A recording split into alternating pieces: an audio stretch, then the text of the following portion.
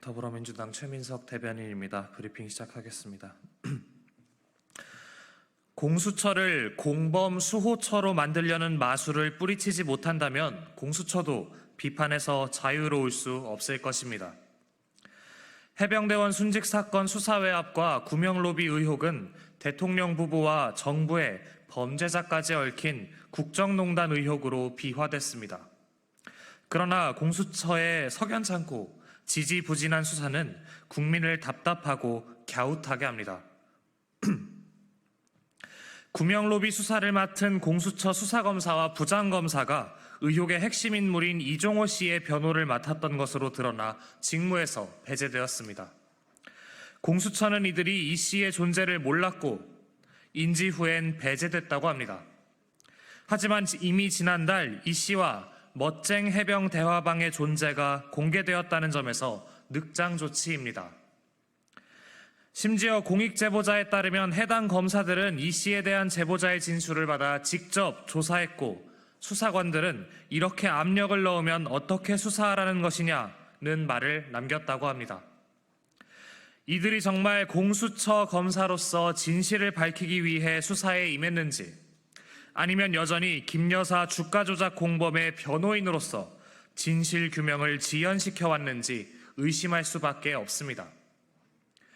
윤석열 대통령 부부와 국정농단 세력이 의혹을 덮기 위해 공수처까지 공범 수호처로 길들이고 있었던 것은 아닌지 우려스럽습니다.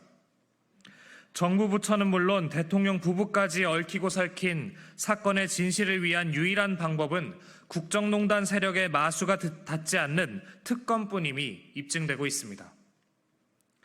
공수처는 특검이 시작되기 전까지라도 빠르고 공정한 수사로 권력의 마수를 뿌리치십시오.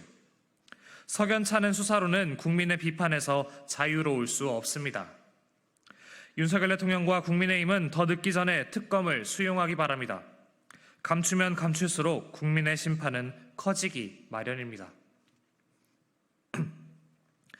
다음 브리핑 시작하겠습니다. 대선 개입 여론조사 사건 수사의 결론은 역시 답정너 야당 탄압이었습니다. 위기에 빠지면 기승전 야당인 정치검찰의 레퍼토리는 진부합니다. 검찰의 소위 대선 개입 여론조작 사건 수사 역시 답정너 야당 타겟 수사였습니다. 보도에 따르면 검찰이 김만배 씨 등이 윤석열 당시 대선 후보에 대한 허위 프레임을 만들고 이를 야당이 확산시켰다고 결론을 내렸다고 합니다. 김 씨가 민주당으로 하여금 허위 프레임을 보도자료 형태로 정리해 기자들에게 전달하도록 하여 다수 언론 매체에 의해 보도되도록 했다는 것이 검찰 측 공소 내용이라고 합니다. 공소장을 이렇게 작성했다는 것이 사실이라면 어처구니가 없습니다. 더불어민주당이 대장동 주범 김만배와 공모하기라도 했다는 말입니까?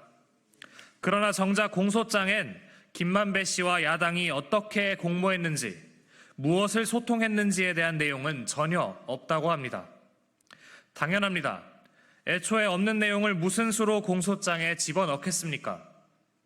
검찰은 허구를 공소장에 적는 것도 수사라고 합니까? 소설은 소설책에, 소원은 일기장에 쓰십시오. 이처럼 부실한 검찰 수사는 이 수사가 처음부터 야당을 올가매기 위한 또 다른 정치보복 수사에 지나지 않았음을 자인하는 꼴입니다. 더욱이 검찰의 행태는 대선 후보 검증 과정에서 의혹을 제기하거나 이를 보도하는 것마저 입틀막하는 것과 다름 아닙니다. 민주주의의 근간인 선거마저 통제하려는 것입니까?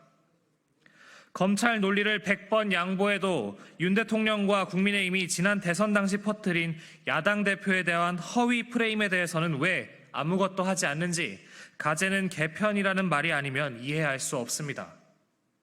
정권의 위기를 민주주의 파괴로 벌충하려는 검찰의 조작 수사에 더불어민주당은 단호하게 맞설 것입니다. 이상입니다.